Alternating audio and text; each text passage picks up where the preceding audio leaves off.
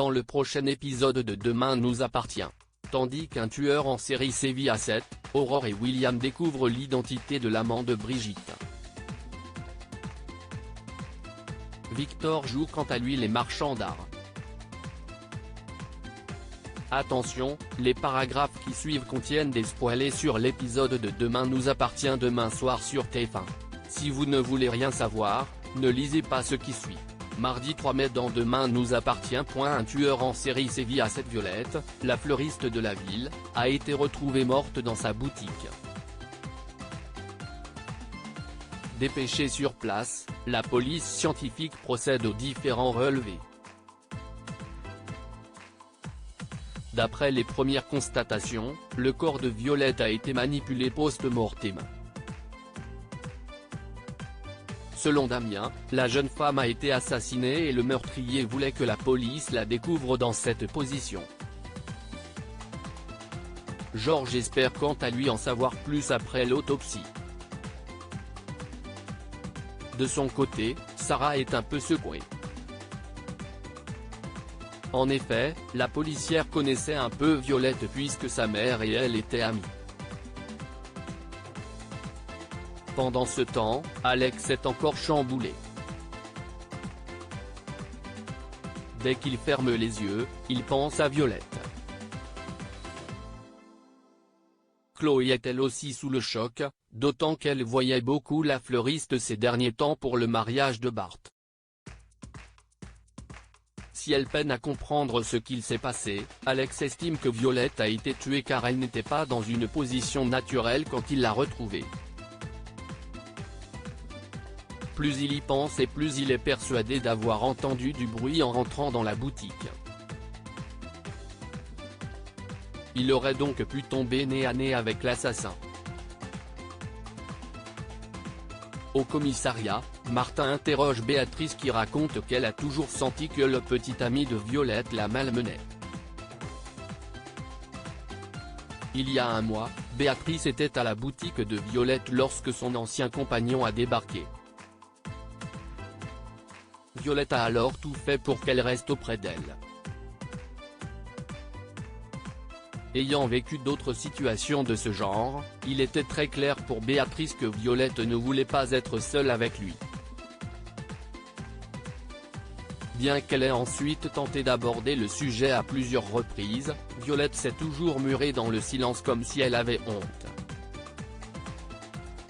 Plus tard, Damien donne à Martin les premiers résultats de l'autopsie. D'après le légiste, la victime est décédée d'un arrêt cardiaque alors même qu'elle était en parfaite santé.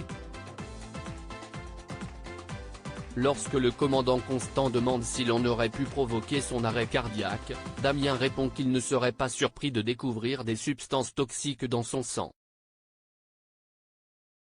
Par ailleurs, un hématome est apparu post-mortem sur son visage, ce qui laisse suggérer que quelqu'un l'aurait frappé avant de l'empoisonner puis de mettre en scène son cadavre.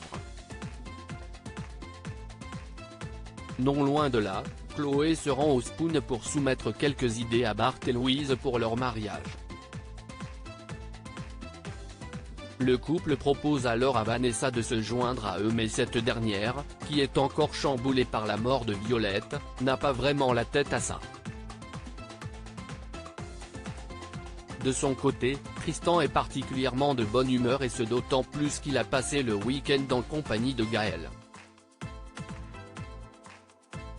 Toutefois, au moment où il s'approche pour l'embrasser, elle a un mouvement de recul car elle n'aime pas se donner en spectacle dans sa boutique. Par la suite, Gaëlle reçoit une notification sur son téléphone et apprend que Violette aurait été assassinée. Comme elle trouve cela assez terrorisant, Tristan tente de la rassurer. En parallèle, Damien informe Martin et Sarah qu'un ADN a été relevé sur le corps de Violette. Sans surprise, il s'agit de celui de Karl, l'ancien petit ami de la défunte. Connu des services de police pour des actes de violence, Sarah et Karim partent l'interroger. Devant les remarques misogynes de Karl, la policière perd son sang-froid et le fait tomber au sol. Après lui avoir passé les menottes, elle l'embarque au poste. À quelques encablures, le meurtrier s'apprête à passer une nouvelle fois à l'acte. À l'aide d'une pince, il s'empare d'une rose qui semble avoir baigné dans de la digitaline. Aurore et William découvrent l'identité de l'amant de Brigitte. Pierre et Brigitte ne se quittent plus et ont passé la nuit à l'hôtel. De leur côté, Bénédicte et William sont inquiets puisqu'il est déjà 11h et que leur mère n'est toujours pas rentrée.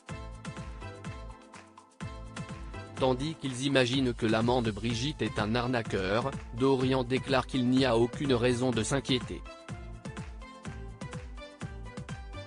Comprenant que le jeune homme sait quelque chose, William et Bénédicte essaient de lui tirer les vers du nez mais sans succès. Juste après, Brigitte arrive et met fin à la conversation en lançant qu'elle a bien un amant. Déterminés à découvrir l'identité de ce mystérieux individu, Aurore et William mènent l'enquête et découvrent avec stupeur que Pierre et Brigitte ont une liaison. En parallèle, Dorian met sa cousine dans la confidence. Sachant pertinemment que son grand-père est encore très amoureux de sa femme, Manon appelle immédiatement Régis et lui révèle que Brigitte a un amant. Sans attendre, Régis indique qu'il prendra le premier train le lendemain matin. Victor joue les marchands d'art. Christelle et Sylvain ont décidé d'investir dans un petit pied-à-terre à Paris et Victor fait comprendre qu'il y a des placements un peu plus intéressants à faire. Plus tard, l'ancien homme d'affaires regarde des tableaux sur le net lorsque son fils le rejoint pour la pause déjeuner. Victor explique alors à son fils que son plan se déroule comme prévu. Dans la mesure où Timothée craint que son père ne retourne en prison, Victor garantit que cela n'arrivera pas puis promet de ne faire aucun mal à personne. Après avoir rencontré Prigent, un ami faussaire, Victor appelle Christelle et lui parle d'un tableau de maître dont la cote ne cesse de grimper. Immédiatement, l'assistante sociale se rend à la galerie Mercure pour voir l'œuvre en question. Même si elle est séduite, Christelle refuse de payer les 200 000 € réclamés. Victor demande donc au galériste de faire un petit geste en baissant le prix. Lorsque Prigent propose 160 000 €, Christelle promet d'y réfléchir.